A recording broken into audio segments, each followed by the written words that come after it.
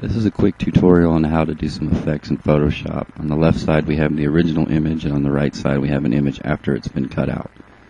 In order to cut out an image, we're going to use the polygon lasso tool from the toolbar. Some people will use the magic wand, and this is incorrect. We want a nice clean cut edge without any white areas around the image. Using the tool, we're going to click around the edge of the image that we don't want on the picture, and we'll click repeatedly, tracing the image. Once it's selected, you'll hit delete on your keyboard and it'll get rid of what you don't want on the picture. Now we're going to add a new layer underneath the original image so that we can see the cuts and make sure there's no white areas or other areas that need to be cut out.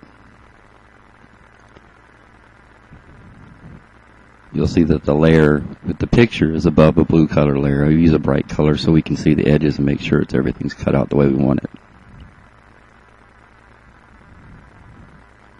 Now we're going to insert another layer, and we're just going to put a picture behind the original picture. This can be anything you want, fire or any kind of scenery, just to change the overall image of the picture itself. You'll see on the layers palette that the fire is underneath the original picture. You can move layers up and down by grabbing the layer and dragging it.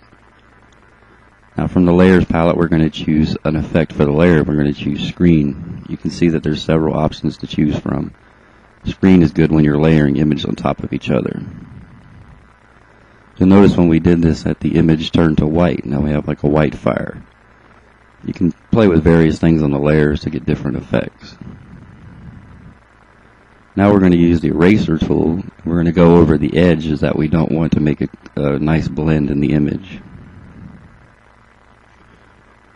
Once we select the eraser, we want a very large eraser so that it gets a nice soft cut.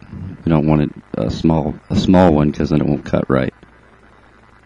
Notice the eraser, I put it on the very edge, and I'm just going to softly get rid of that.